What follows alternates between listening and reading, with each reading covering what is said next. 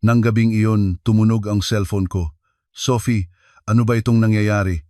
Malamig at nanginginig ang boses ng hipag ko. Si Ate Janice, ang asawa ng panganay na kapatid ng asawa ko. Hindi raw nakuha ni Mama ang pera niya ngayong buwan. Totoo bang pinutol mo na ang sustento? Opo, pinutol ko na. Nanginginig man ang boses ay sagot ko. Siraulo ka ba? Alam mo bang tarantang-taranta si Mama ngayon? Mag-transfer ka ng pera ngayon din. Wala akong maisagot sa mga sigaw niya sa kabilang linya kahit pa wala naman akong dapat ipagpalusot. Kasi naman, ang bigat ng ga-4 na libong-libong na buwan-buwan kung mag-isang pinapasan sa loob ng 2 taon ay bigla na lang sumakal sa akin. Sophie, napakasama mong manugang. Sa sandaling iyon, bumuhos ang mga luha ko. Pero hindi nila alam. Hindi nila alam kung bakit ko ginawa ang desisyong iyon at kung anong katotohanan ang nagtatago sa likod nito. Ang inyong pag-subscribe at pag-like ay nagbibigay lakas sa amin para gumawa pa ng mas maraming kwento. Kumusta po kayo? Ako nga pala si Sofia Santos, 80 taong gulang, unang quarter no ng taong 2024. 2 taon na ang nakalilipas mula nang pumanaw ang aking biyenang lalaki, pero kaming mag-asawa ay abalang-abala pa rin sa pag-aasikaso sa aking biyenang babae. Nagbibigay kami ng ga-4 taong buwan-buwan para sa panggastos niya, bukod pa sa mga bayarin sa ospital at mga ambag sa iba't ibang okasyon ng pamilya. Dahil accounting manager ako, medyo maluwag ang estado namin sa buhay. Pero hindi pa rin madali na 2 tao lang ang nagtatrabaho para bumuhay ng 3 pamilya, pero may kakaiba. Laging ang panganay na anak lang ang bukang bibig ng biyenan ko. Tuwing bibisita kami, lagi niyang sinasabi, iba talaga kapag panganay, napakabuting anak. Si Kuya Sammo talaga ang pinaka nakakaalala sa akin. Sinasabi niya iyon kahit kami ang nagbibigay ng pera at nagdadala sa kanya sa ospital. Nung una, hinayaan ko na lang. Marami namang nanay ang may paboritismo sa mga panganay nilang anak na lalaki. Walang pinagkaiba ang araw na iyon. Pag-uwi ko galing trabaho, naghahanda ako ng hapunan nang makita ko ang asawa kong si Tristan na nakatingin sa cellphone niya at biglang namutla. Bakit? Anong problema? Tanong ko. Inabot niya sa akin ang cellphone niya. May isang text message doon. Notification ng due date para sa interes ng loan mula sa isang online lending app. Biglang nagblanko ang isip ko. Sa estado ng aming pananalapi, wala kaming dahilan para umutang sa mga ganoong lending app. Hon, ano to? Bakit ka may utang? Nakayuko lang si Tristan at hindi makapagsalita. Ilang beses ko siyang pinilit bago siya nakasagot. Kasi mas malaki ang inabot ng bill ni Mama sa ospital kaysa sa inaasahan ko. Tapos kailangan ko pang saktuhin yung allowance niya. Medyo kinapos ang sahod natin kaya umutang muna ako ng konti. Nang marinig ko iyon, parang piniga ang puso ko. Kumikita kami ng sapat, kaya nakakapagtaka na kailangan pa naming mabaon sa utang dahil sa dami ng gastusin.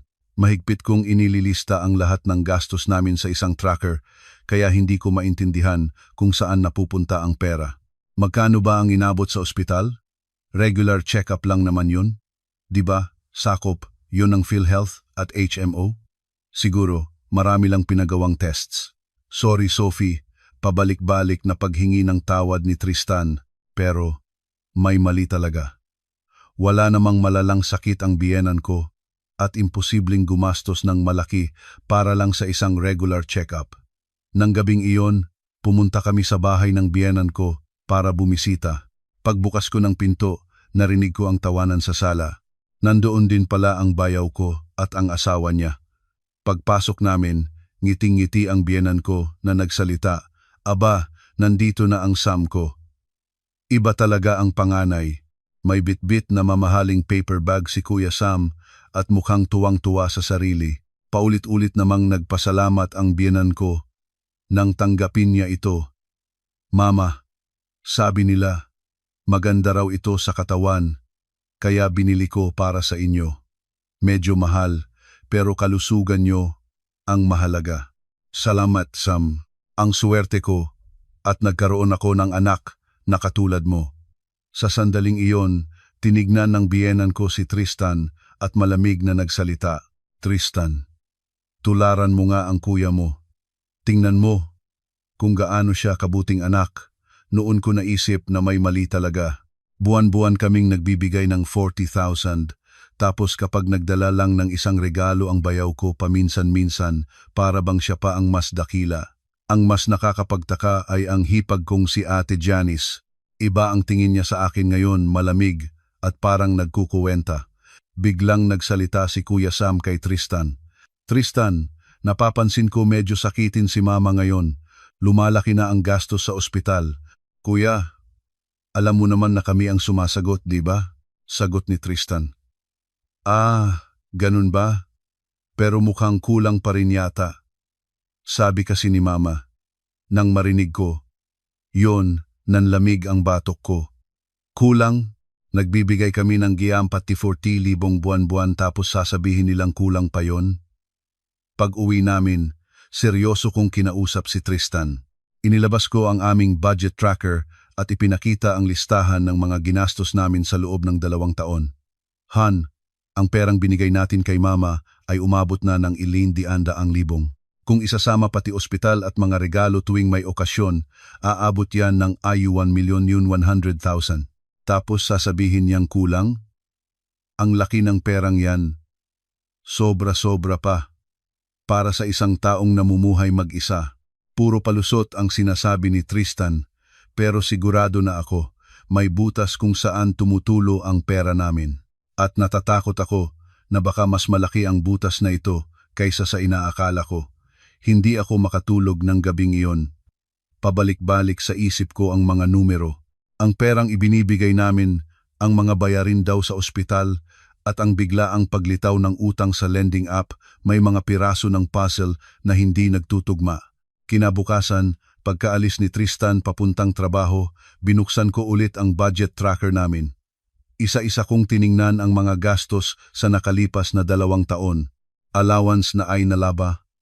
40,000 buwan-buwan. Average na ay nalaba.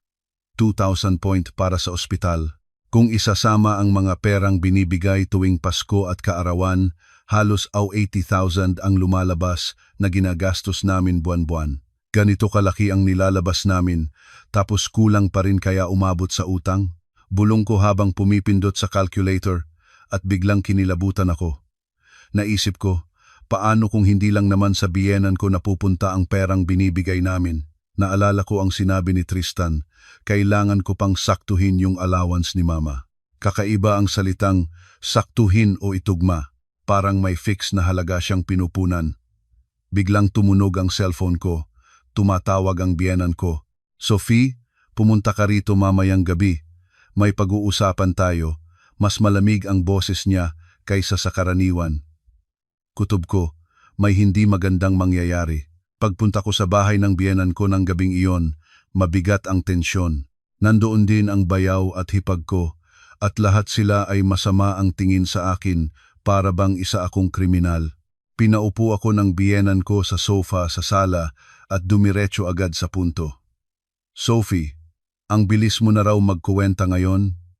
Mama, ano pong ibig ninyong sabihin? Nabanggit sa akin ni Tristan ang tungkol sa pera, na masyado raw malaki ang ibinibigay ninyo sa akin. Nabigla ako.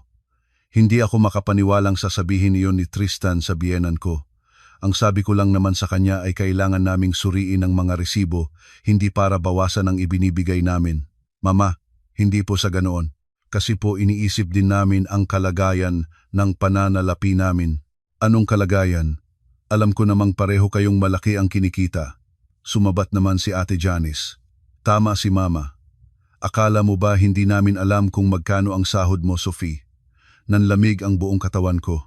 Paano nila nalaman ang sahod ko? Sinabi kaya ni Tristan?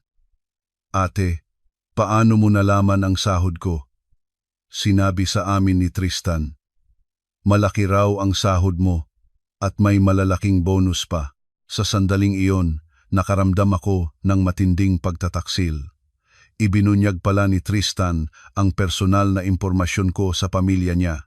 Ako nga, ni minsan hindi ko narinig kung magkano ang sahod ng bayaw ko o kung magkano ang kinikita ni Ate Janice. Nagpatuloy ang biyenan ko. Sophie, alam mo ba kung gaano karaming tulong ang nakuha mo sa pamilyang ito simula nang magpakasal ka? Mama, nung bumili kayo ng sasakyan ni Tristan, tinulungan namin kayo. Nung nagbabayad kayo ng down payment sa bahay ninyo, tumulong kami. Tapos ngayon, babawasan mo ang sustento ko? Halos sumabog ako sa inis. Ang tulong na ibinigay nila nung bumili kami ng sasakyan ay i-120,000 lang at ang down payment sa bahay ay nakuha namin sa pamamagitan ng bank loan. Hindi ko maintindihan kung anong klaseng tulong ang sinasabi niya. Nagsalita si Kuya Sam. Sophie, akala mo ba mayaman si Mama? Simula nang mamatay si Papa, hindi mo alam kung gaano kahirap ang pinagdaanan niya. Kuya, kaya nga po kami nagbibigay buwan-buwan, di ba? Yang barya-baryang binibigay ninyo buwan-buwan? Nanginig ako sa galit sa sinabi niya. Barya-barya. Ang E40,000 isang buwan ay barya lang. Kung barya po sa inyo yon, Kuya, magkano po ba ang ibinibigay ninyo? Biglang tumahimik sa sala. Nagkatinginan si Kuya Sam at si Ate Janice hanggang sa magsalita si Kuya Sam. Iba ang paraan namin ng pagtulong kay Mama.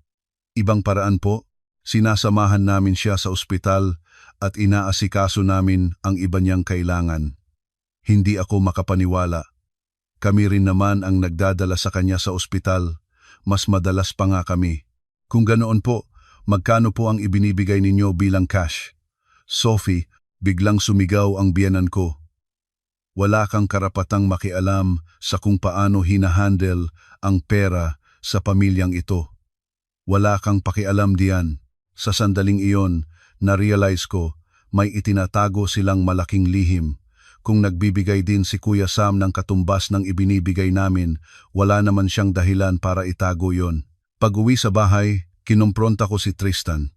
Hon, bakit mo sinabi sa kuya mo ang sahod ko? Kasi, tinanong niya ako eh. Bakit niya tatanungin? At anong tulong ang sinasabi ni Mama na nakuha natin? Hindi makasagot si Tristan. Panay lang ang sorry niya. Pero hindi na ako makukumbinsi sa puro sorry lang. Kinabukasan, buo na ang desisyon ko. Aalamin ko ang buong katotohanan. Aalamin ko kung saan napupunta ang ibinibigay naming pera sa biyenan ko at kung magkano ba talaga ang ibinibigay ng ibang kapatid. Noong lunch break, tinawagan ko si Miko, ang kaibigan ni Tristan na nagtatrabaho bilang CPA. Miko, may itatanong sana ako tungkol sa pagbibigay ng sustento sa mga biyenan. O, ano yun? Karaniwan ba? Paano naghahati-hati ang mga magkakapatid? Normal lang ba na kami lang ang nagbibigay ng alam 40,000 buwan-buwan? Alam 40,000 buwan-buwan? Kayo lang mag-isa? Iba ang naging reaksyon ni Miko. Oo. Bakit? Sophie, masyado namang malaki yon. Karaniwan, naghahati-hati ang magkakapatid. Paano sa iba? Sa mga kilala ko, kung dalawa silang magkapatid, salitan sila kada buwan, o kaya tig, at 10,000, o alaba 55 sila. Ganoon ang sistema. Kumpirmado, may mali talaga. Pag uwi ko galing trabaho, tumawag ulit ang biyenan ko. Sophie, pupunta ako sa ospital bukas, samahan mo ako. Sige po, Mama. Anong oras po? Magkita tayo ng 10 a.m. Magdala ka ng pambayad. Alam kong ito na ang pagkakataon ko para makita ang aktwal na resibo ng ospital. Kinabukasan, sinamahan ko siya. Regular check-up lang at wala namang malalang sakit na natuklasan ang doktor. Pero nagulat ako sa billing. 1,200 lang ang babayaran. Dahil covered ng PhilHealth at may senior citizen discount, halos wala na siyang babayaran out of pocket. Mama, ito lang po ang bill ninyo? Oo. Bakit po? Sabi ni Tristan ang laki raw ng gastos sa ospital. Sa sandaling iyon, nakita kong nagbago ang ekspresyon ng biyenan ko. Parang may pinagtatakpan siya. May iba pa kasi akong mga pinasuring tests eh. Pero malinaw sa akin ang nakita ko. Nakita ko ang halaga sa resibo at nakita ko na kasinungalingan ang mga sinasabi ni Tristan tungkol sa malalaking bills sa ospital. Kinagabihan, hinarap ko si Tristan. Han, sinamahan ko si Mama sa ospital ngayon. Oh, kumusta? Malusog daw siya. Pero alam mo ba, usang 1,200 lang ang naging bill niya. Namutla si Tristan. Simpleng check-up lang naman yun ngayon. Hon, magpakatotoo ka sa akin. Saan talaga napunta ang mga perang sinabi mong pang-ospital? Sophie, bago pa tuluyang masira ang pamilya natin, sabihin mo na ang totoo. Noon na umamin si Tristan. At mas malala pa sa inaakala ko ang mga nalaman ko. Sophie, ang totoo kasi is 4,000 lang ang binibigay ni Kuya kay Mama buwan-buwan. Ano? At ipinaako nila sa atin ang lahat. Allowance, pambili ng pagkain, ospital, lahat. Parang umiikot ang paligid ko. Kaya pala habang nagbibigay kami ng ilang libong-libong lang ang ibinibigay ng bayaw ko, kaya pala ginawa nila tayong mga tanga. Sorry Sophie, panganay kasi si Kuya, kaya nasasaktan daw ang pride niya kung malalaman ng iba na hindi niya kayang magbigay ng malaki. Pride?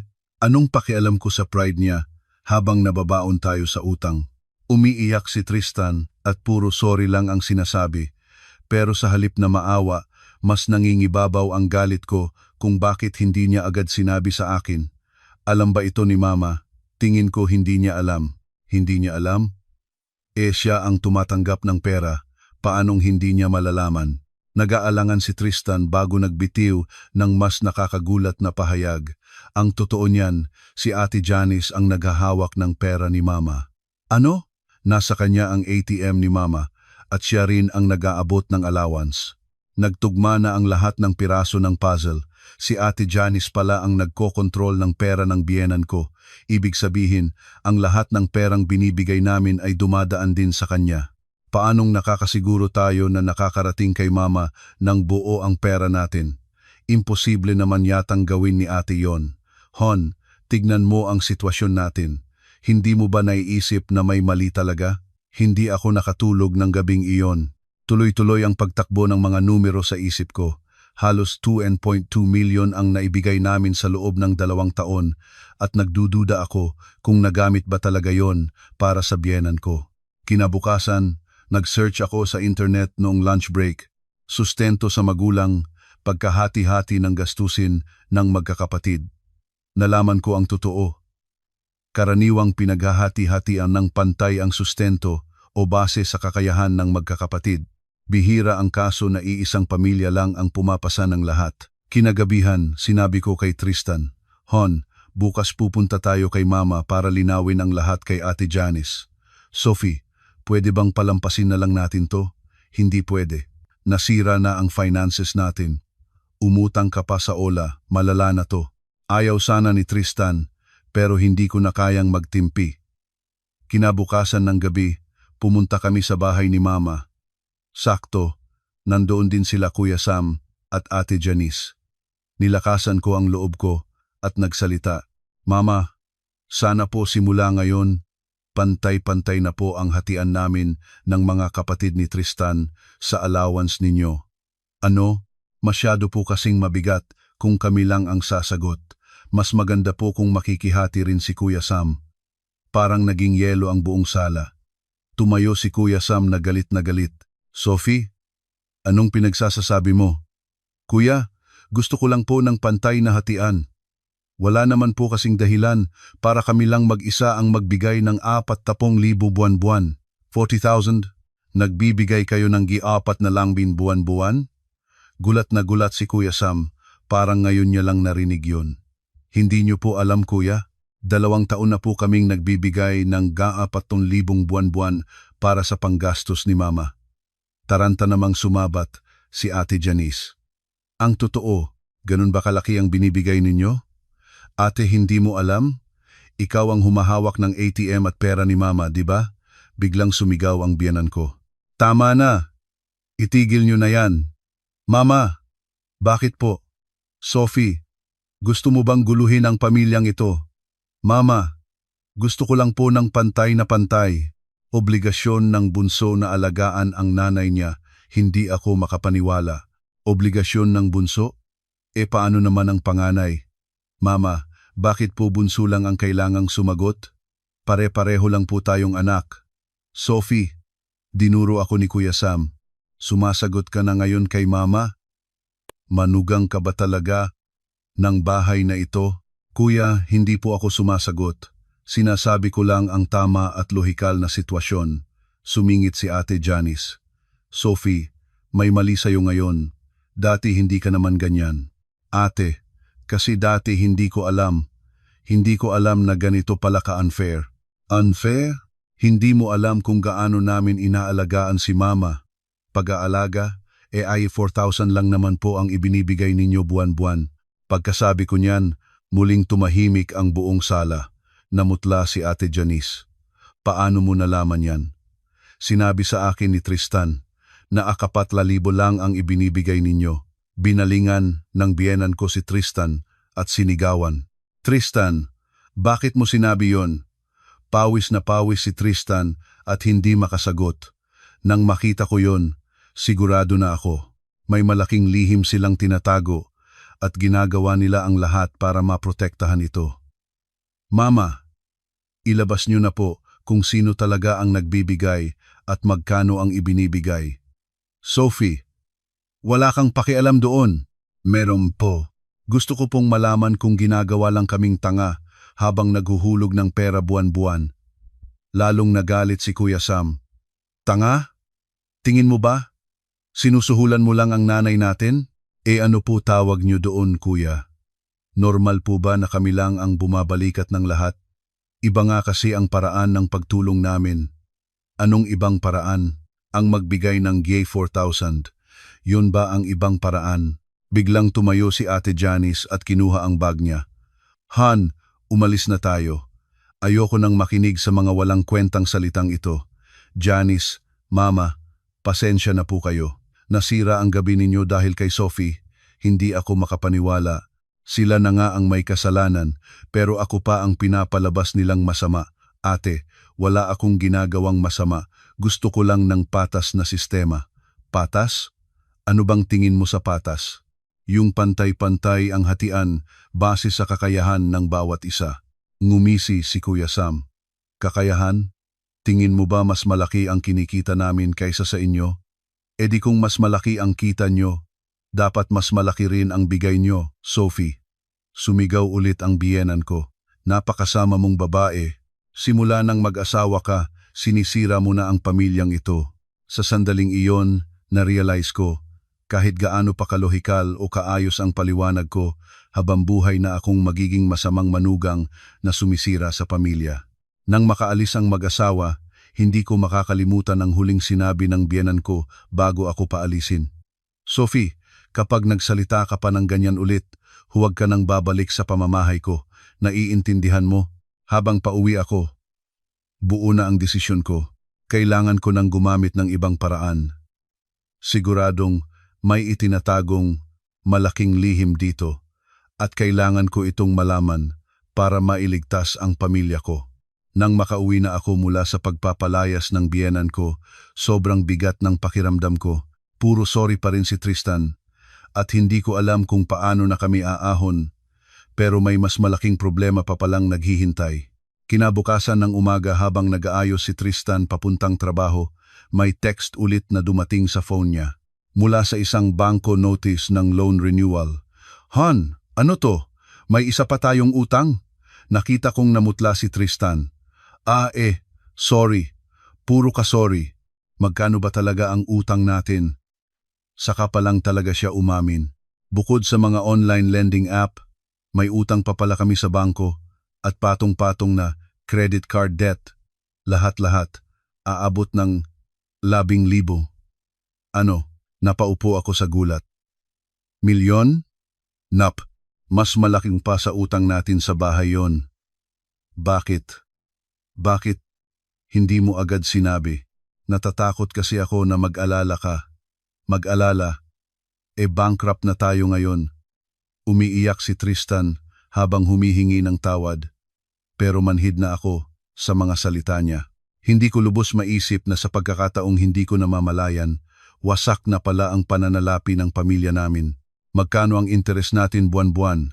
Mga O 180,000. O 180,000. Mas malaki pa yan sa sahod natin.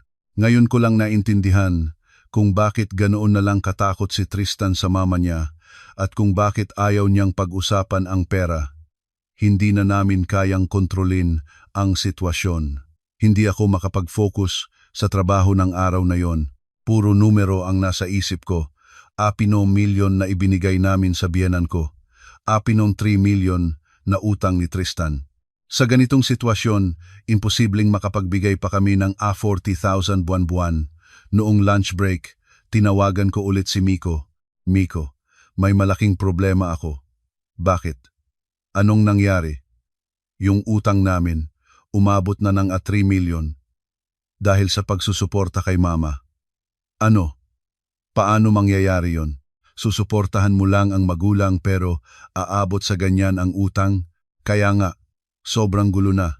Sophie, may mali dyan. Kung normal na sustento lang yan, imposibleng umabot sa ganyan. Tama si Miko. Sigurado ako na may mas malaking pandaraya na nangyayari. Pag-uwi ko, seryoso kong kinausap si Tristan. Han, magpakatotoo na tayo. Sa tingin mo ba, yung pera natin, napunta talaga lahat kay mama? Hindi ko rin alam. Hindi mo alam? Ikaw ang nag-abot. Kay Ate Janice ko kasi binibigay. Siya daw naghahawak ng pera. Naisip ko, kung si Ate Janice ang nagkokontrol ng lahat, walang paraan para malaman kung saan napunta ang pera. Wala ba siyang pinapakitang resibo o listahan man lang? Wala. Pamilya naman kasi tayo, kaya hindi na ako nanghingi. Pamilya, patungo na tayo sa pagkalubog sa utang.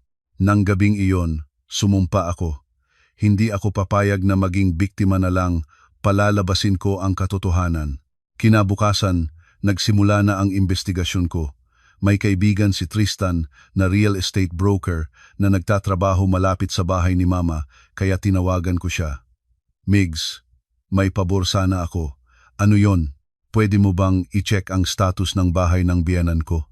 Sige, bigay mo lang ang address. Ilang araw ang lumipas, binalitaan ako ni Migs ng isang nakakagulat na impormasyon. Sophie, alam mo bang nakapangalan na sa iba ang bahay ng biyenan mo? Ano? Nakapangalan sa iba? Oo, noong 1 taon pa. Inilipat ang titulo at hindi lang yon. Nakasanla ito sa bangko. Nanlamig ako. Akala ko, bahay pa rin yun ang biyenan ko.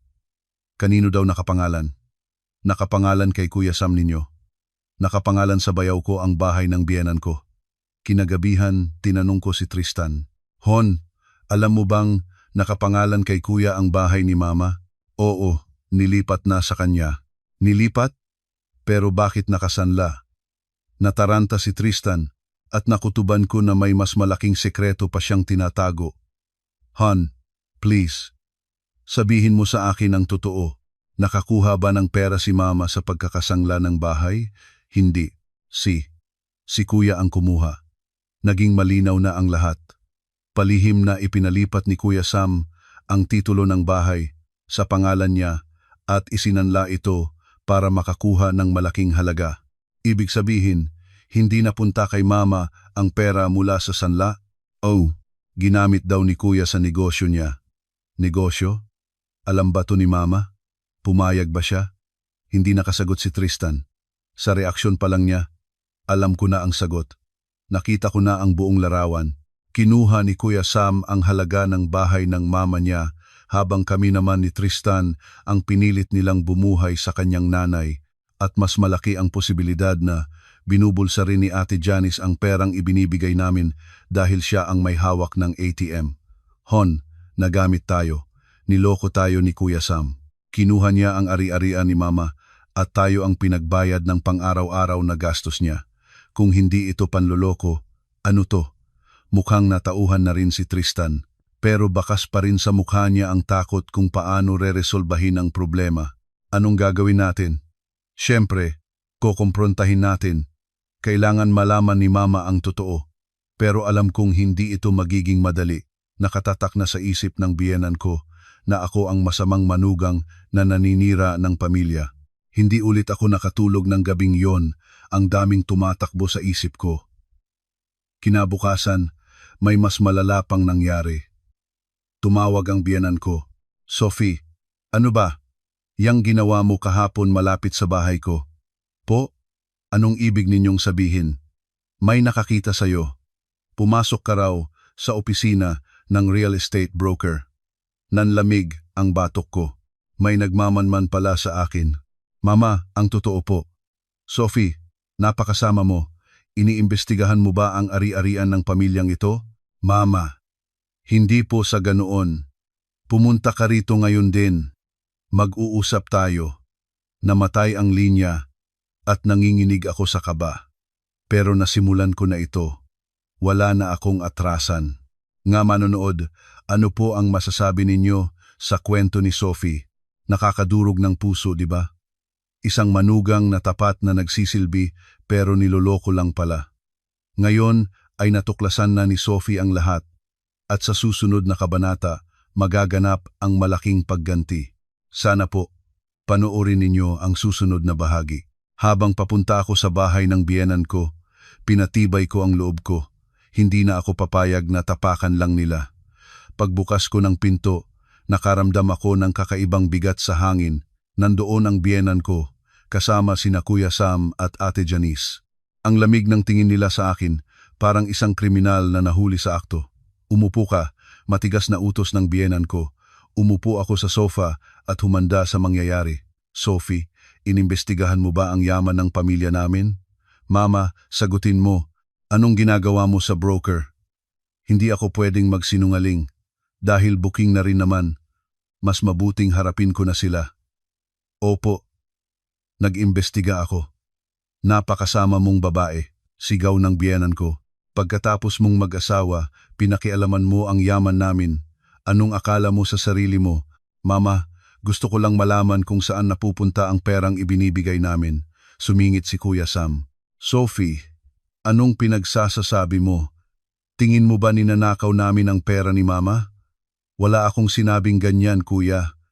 Bakit kailangan mong mag-imbestiga? Nilakasan ko ang boses ko.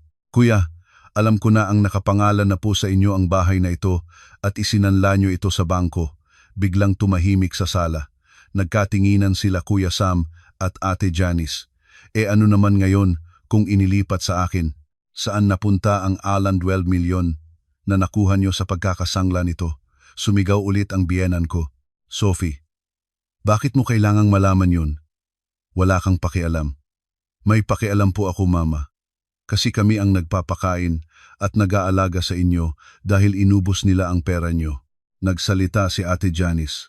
Sophie, napaka-selfish mo. Pera na lang lagi ang iniisip mo. Selfish. Kami ang nabaon sa utang para lang makapagbigay ng 40,000 buwan-buwan. Utang. Kasalanan ba namin kung hindi nyo marunong i-manage ang pera nyo? Sumabog na talaga ako. Ate, 4,000 lang ang binibigay ninyo. May karapatan ba kayong magsalita ng ganyan? 4,000. Sinong nagsabing 4,000 lang ang binibigay namin? Biglang sumigaw si Kuya Sam. Pati pala si Tristan, nagpapakinig ng kasinungalingan. Nagbibigay din kami ng ika 40,000 kay Mama buwan-buwan. Nagulat ako. Nagsisinungaling kaya si Tristan? Kung ganoon, Mama, nakakatanggap po kayo ng GAW 80,000 buwan-buwan? Oo naman, pareho silang nagbibigay ng GI 4,000. Pero nakita ko sa mukha ng biyenan ko ang pagtataka. Parang hindi siya sigurado sa mga sinasabi niya. Mama, totoo po ba talaga yon? Oo. Pero hindi na matapang ang boses niya. Na-realize ko, may nangyayaring manipulasyon sa gitna. Mama, patingin po ng passbook ninyo. Ano? Gusto ko pong makita kung pumapasok ba talaga ang yung 10 buwan-buwan sa account nyo. Nagpanik si Ate Janice. Sino ka para hingin ang passbook ni Mama? Bakit po kayo nagrereklamo, ate? Kung totoo namang nagbibigay kayo ng 40,000, wala naman kayong dapat ikatakot, di ba? Napakasama mong babae, Sophie. Nagalit din ang biyenan ko. Titingnan mo ang passbook ko? Ano ka ba talaga sa pamilyang to? Pero hindi ako sumuko. Nandito na ako, kailangan ko nang tapusin to. Mama, Umabot na sa halos 11.2 milyon ang ibinigay namin. May karapatan akong malaman kung nagamit ba. Yun ang tama. Karapatan? Isang manugang nang hihingi ng karapatan sa biyenan niya. Tumayo si Kuya Sam at dinuro ako. Sophie, pinapalabas mo bang magnanakaw kami? Wala po akong sinasabing ganyan, kuya. Ano, tong paghingi mo ng passbook? Diretsahan kong sinabi. Gusto ko lang malaman ang totoo. Nagbibigay po ba talaga kayo ng 40,000 kay mama o binibigay nyo kay Ate Janice? Namutla si Kuya Sam. Ano naman, si Janice ang naghahawak ng pera kaya sa kanya ko binibigay. At binibigay naman ni Ate Janice ng buo kay mama? Oo naman, mabilis na sagot ni Ate Janice. Ako ang nagmamanage ng allowance ni mama, di ba? So, nakakatanggap po si mama ng go 80,000 buwan-buwan. Oo, pero hindi rin sigurado si Ate Janice. Halatang may itinatago sila. Kung ganoon, ate, mangako ka po sa harap ni mama na magiging transparent kayo sa mga perang binibigay namin at binibigay ninyo. Gawa kayo ng budget tracker. Kami rin, gagawa kami. Nataranta si Ate Janice at ganoon din si Kuya Sam. Sophie, hindi na kailangan yun. Magpamilya tayo. Kaya nga po pamilya, mas kailangang maging transparent, di ba? Biglang tumayo ang biyenan ko at sumigaw. Tama na. Itigil niyo na to. Sophie, gusto mo talagang sirain ang pamilyang to ano? Mama, gusto ko lang pong lumabas ka. Lumabas ka sa pamamahay ko at huwag ka nang babalik. At sa ganoong paraan, pinalayas ako ulit. Pero hindi ako susuko. Mas lalo lang nakumpirma sa isip ko na may itinatago sila at desperado silang huwag itong malaman ni mama. Habang pauwi, nagdesisyon ako. Kailangan ko nang gumamit ng mas legal na paraan. Kinagabihan, sinabi ko kay Tristan, Hon, dadaanin na natin to sa tama. Magkokonsulta tayo sa abogado. Sophie, kailangan ba talagang umabot sa ganito? Pamilya natin sila. Pamilya? Kung tinuturing nila tayong pamilya, hindi nila tayo ilulubog sa utang. Nag-research ako sa internet at nakakita ako ng isang magaling na abogado na eksperto sa family law. Nagpa-schedule agad ako kinabukasan. Kinakabahan ako pagdating sa opisina ni Attorney Perez. Hindi ko inakalang kakailanganin ko ng abogado para sa pamilya ko, pero hindi ko na ito kaya ng mag-isa. Ikinuwento ko ang lahat sa kanya. Attorney, may paraan po ba para malaman kung saan napunta ang perang binigay namin, pati na rin ang issue sa bahay? Seryosong nakinig si Attorney Perez bago sumagot. Una sa lahat, ayon sa batas, lahat ng anak ay may obligasyon na suportahan ang kanilang mga magulang.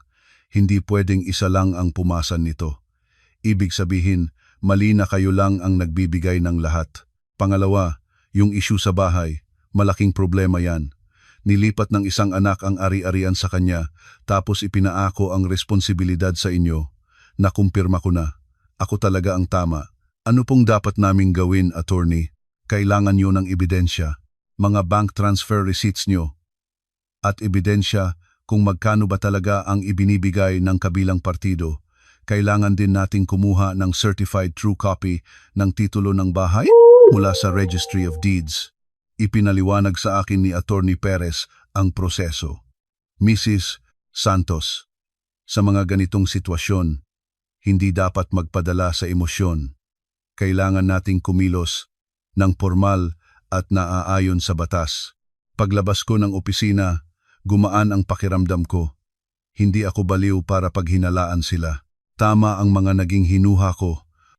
Pag-uwi ko, sinabi ko kay Tristan, Hon, sabi ng abogado, tama tayo.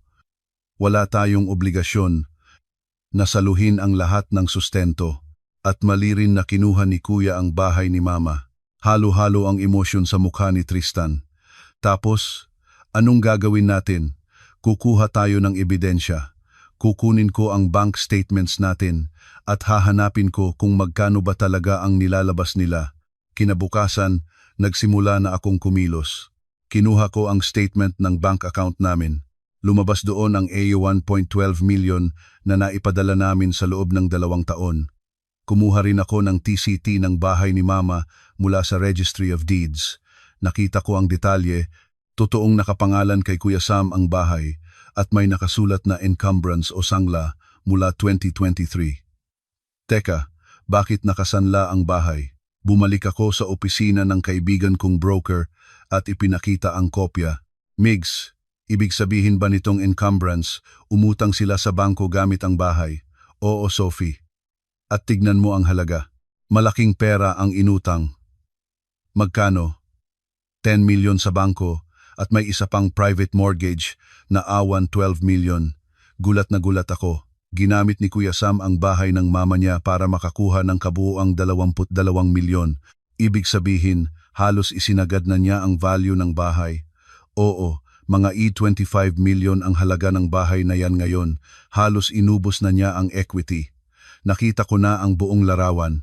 Kumuha si Kuya Sam ng 22 milyon kapalit ng bahay, tapos iniwan sa amin ang gastos ni Mama. Pag-uwi ko, sinabi ko kay Tristan ang lahat. Han, nakakuha ng 22 milyon si Kuya mula sa pagkakasanla ng bahay ni Mama. Ano, isang bank loan na R10 million at private loan na R12 million. Hindi makapagsalita si Tristan.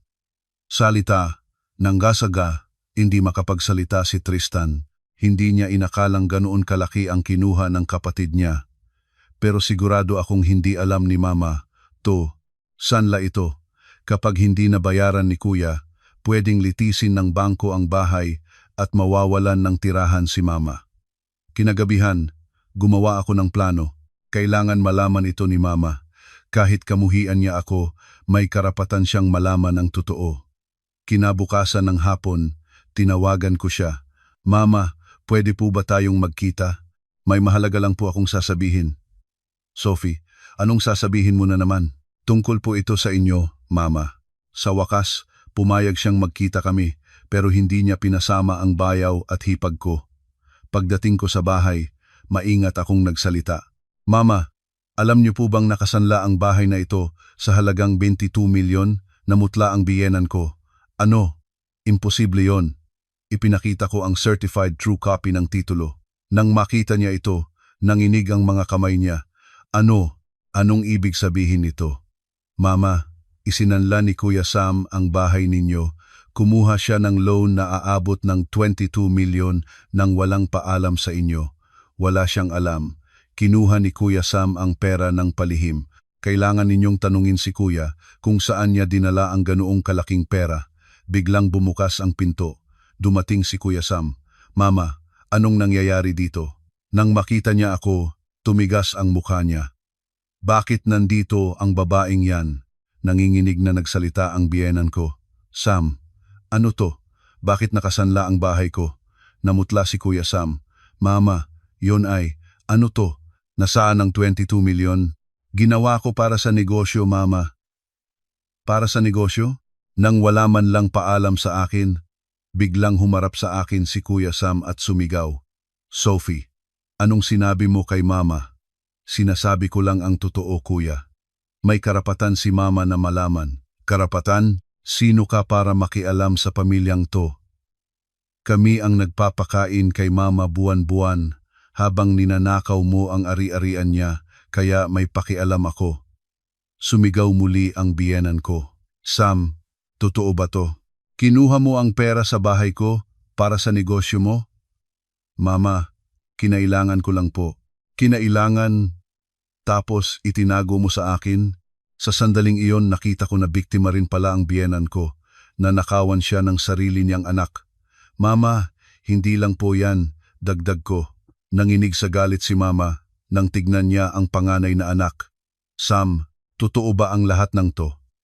Hindi makasagot si Kuya Sam. Buking na ang lahat. Nang araw na iyon, natuklasan namin ni Mama ang buong katotohanan at alam kong magsisimula na ang pinakamatinding laban kontra kay Kuya Sam at Ate Janice. Matapos malaman ni Mama ang totoo, tuluyang nagbago ang sitwasyon. Puro palusot si Kuya Sam, pero dahil nasa amin ang ebidensya, wala na siyang kawala. Mama, bumagsak po kasi ang negosyo ko, kaya napilitan ako. Napilitan?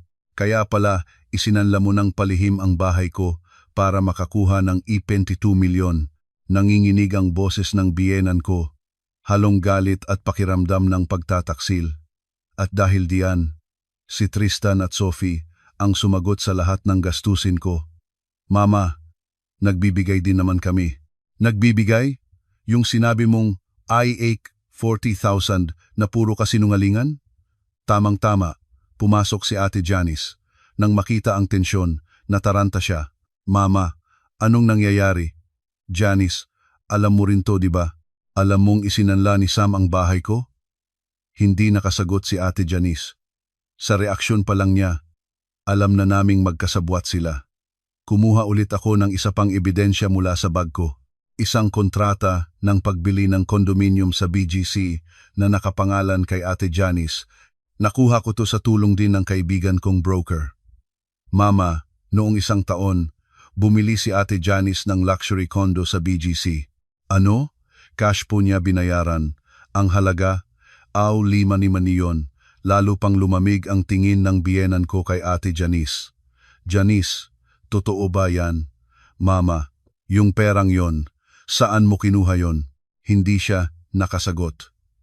Nagpatuloy ako. Mama, halos eksakto po ang petsa ng pagbili niya ng kondo sa oras na na-release ang pera ni Kuya Sam sa loan. Sabi ni Kuya, para daw sa negosyo, pero ang totoo, ibinili nila ng property para sa sarili nila. Nagalit si Kuya Sam at tumayo. Sophie, hanggang saan ba inabot ang panghihimasok mo? Hindi ako nang himasok, Kuya. Pampublikong record ang titulo at mga transaksyon sa LRA. Kahit sino pwedeng makita yan kung marunong maghanap. Napakasama mong babae. Sumigaw ang biyenan ko kay Kuya Sam. Sam, ako ba o si Sophie ang masama? Ninanakaw mo ang pera ng sarili mong nanay. Mama, ginamit mo pa ang pera ko pambili ng kondo habang ipinapaako mo kay Sophie at Tristan ang allowance ko. Sa galit ni Mama, lumapit siya sa akin at hinawakan ang kamay ko. Sophie, patawarin mo ako. Hindi ko alam. Hindi ko inakalang ikaw lang mag-isa ang nagpapakapagod. Naiyak ako sa sinabi niya. Sa wakas, ang matagal kong paghihirap, pangungulila, at ang pagmamaltrato na nakuha ko, nagkaroon ng katarungan. May umintindi rin sa akin. Mama, okay lang po. Ang mahalaga, alam na natin ang totoo. Sinubukan pa rin ni Ate Janice na magpalusot. Mama, wag po kayong maniwala agad kay Sophie. Wala naman siyang matibay na ebidensya. Walang matibay na ebidensya? Nilapag ko sa mesa ang lahat ng papeles. Titulo ng bahay, records of encumbrance, contract to sell ng kondo at bank statements. Walang nagawa si Ate Janice. Humarap si Mama kay Kuya Sam at nagtanong sa huling pagkakataon. Sam, magpakatotoo ka. Magkano ba talaga ang binibigay mo sa akin? Natigilan si Kuya bago sumagot. Mga 112,000. 112,000. Hindi 140,000. Minsan po, nilalakihan ko naman kapag nakakaluwag. Malinaw na ang lahat. Nagbibigay lang sila ng barya habang inubos na nila ang ari-arian ni Mama at pilit nilang ipinaako sa amin ang buong 40,000 buwan-buwan. Ate Janice, tawag ko sa kanya. Sabi niyo po, kayo ang nagmamanage ng pera ni Mama, di ba? Mama, yung perang yon, magkano ang binibigay mo sa kanya mula sa 40,000 na idinedeposito ko? Hindi nakasagot si Ate Janice. Inilabas ko ang isa pang kopya na nakuha ko galing sa kapatid kong nagtatrabaho sa bangko. Ngayon ko lang napagtagpi-tagpi ang lahat. Mama, base po sa records, out of 40,000 na binibigay ko, 20,000 lang ang nadedeposito sa ATM ninyo. Yung kalahati, kinukuha ni Ate Janice. Laging umaangal si Mama noon na kulang ang budget. Yun pala kalahati lang ang nakakarating sa kanya. Janice, totoo ba to? Mama, ginamit ko po paminsan-minsan para pambili ng mga gamot niyo at gamot, magkano lang ang nagagastos ko sa ospital. Wala nang lulusutan si Ate Janice at Kuya Sam. Sakto naman, dumating si Tristan at inexplain ko sa kanya ang lahat. Nanlaki ang mata niya. Kuya, nagawa niyo yon? Nabaon kami sa utang. Umabot kami sa 3 milyon na loans kakabigay kay Mama. tapos kayo pala bumili ng kondo gamit ang pera niya. Nakayuko lang si Kuya Sam. Binitiwan ni Mama ang huling hatol niya.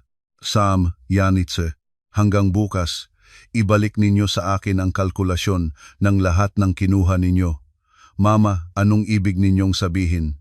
Ibalik ninyo ang kalahati ng ibinigay ni Sophie at ibalik ninyo sa akin ang 22 milyon pati interes. Kapag hindi, ipapapulis ko kayo. Magkikita tayo sa piskalya. Namutla ang dalawa. Mama, wag naman po umabot sa ganyan. Pamilya tayo.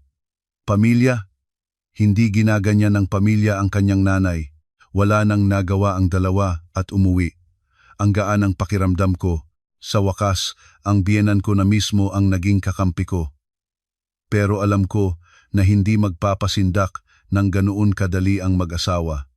Siguradong may gagawin pa silang hakbang. Kinabukasan ng maaga, tumawag ang biyenan ko. Sophie, malaking problema. Umalis sina Sam. Ano po? Naghakot sila kagabi at tumakas na. Nagulat ako. Hindi ko inakalang aabot sila sa ganoon. Pagdating ko sa bahay ni Mama, nadatnan ko siyang umiiyak. Para bang nawalan na siya ng pag-asa. Mama, hindi ba makontakt? Hindi sumasagot sa tawag, hindi nagre-reply sa text. Naawa ako sa biyenan ko. Ang mismong panganay na pinagkakatiwalaan niya ay niloko siya ng todo. Mama, tatanungin ko po si Attorney Perez kung ano ang pwede nating gawin. Pumunta ako kay Attorney Perez at ipinaliwanag ang nangyari. Estafa at qualified theft yan. Lalo na't isinanla niya ang ari-arian ng ina nang walang pahintulot. Pwedeng mag-file ng kaso. Inutusan niya si Mama na magsampa ng formal na reklamo. Sa una, nag-aalangan pa si Mama. Sophie, anak ko pa rin siya. Mama, kapag pinalampas niyo ito, hindi sila matututo at baka tuluyan kayong mawalan ng bahay kapag na-foreclose ng bangko. Nagdesisyon si Mama na ituloy ang kaso. Isang linggo matapos namin i-file ang reklamo, nakatanggap ng tawag si Tristan mula kay Kuya Sam. Nagmamakaawa. Gusto daw makipag-areglo sa opisina ng abogado. Siguro na-realize nilang malaking problema ang kakaharapin nila sa batas. Pagdating namin sa opisina, mukhang gusgusin at pagod na pagod ang mag-asawa, Sophie, Tristan. Pasensya na, nakayukong sabi ni Kuya Sam. Kuya, hindi po sa akin kayo dapat humingi ng tawad. Kay Mama, malamig lang ang tingin ni Mama sa kanya. Ngayon pa ba, Sam? Ngayon ka pa magsusorry? Mama, pasensya na po. Nalugi talaga ang negosyo ko noon kaya napilitan ako. Nagsimula ang negosasyon kay Attorney Perez. Kailangan ninyong ibalik ang perang kinuha ninyo ng ilegal. Hindi na namin maibebenta ang bahay. Masyadong malaki ang utang. Manggiyak-ngiyak, nasabi ni Kuya Sam. Anong plano nyo? Magbabayad po ako ng installment kada buwan. Umiiyak din si Ate Janice. Mama, patawarin nyo na po kami. Sa huli, pumirma sila sa compromise agreement. Magbabayad si Kuya Sam ng 80,000 kada buwan sa loob ng 3 taon kay Mama at babayaran niya ang kalahati ng utang namin. Kailangan nyo rin ibalik agad kay Mrs. Santos ang e-sex, libong-libo na parte ng sustento na itinago ninyo. Namutla si Kuya Sam pero pumirma pa rin. Alam niyang mas malala kung makukulong siya. Bago matapos ang araw, sinabi ni Mama kay Kuya Sam, Sam, magpakatino ka na. Huwag mong isipin na sasaya ka pagkatapos mong gawin ito sa sarili mong ina. Nakayuko lang ang mag-asawa nang umalis. Makalipas ang 1 linggo, pumasok na sa account namin ang libing-libong. Ginamit namin iyon para bayaran ang ilan sa mga OLA at credit card debts namin hanggang sa unti-unti kaming nakabawi. Si Mama naman, inilipat namin malapit sa bahay namin para kami na ang mag-alaga sa kanya. Sophie, pasensya ka na sa lahat. Pinahirapan kita. Okay lang po yon, Mama. Nakalipas na. Ngayon, tinuturing na niya akong tunay na anak. Ang asawa ko namang si Tristan, naging mas maingat na at mas maaasahan.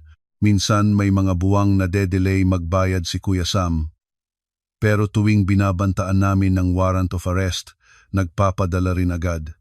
Ilang buwan na ang nakalilipas mula noon. Nabalitaan naming tuluyan nang na-foreclose ang bahay ni Kuya Sam at nagkapatong-patong ang mga kaso niya sa ibang tao dahil sa negosyo. Sinubukan niyang bumalik kay Mama para humingi ng tawad, pero sinabi ni Mama, wala nang tiwala, kaya wala na ring pamilya. Hindi na muling nagpakita si Ate Janice. Ngayon, maayos at masaya na ang pamilya namin. Maganda ang relasyon namin ni Mama at unti-unti nang nawawala ang mga utang namin.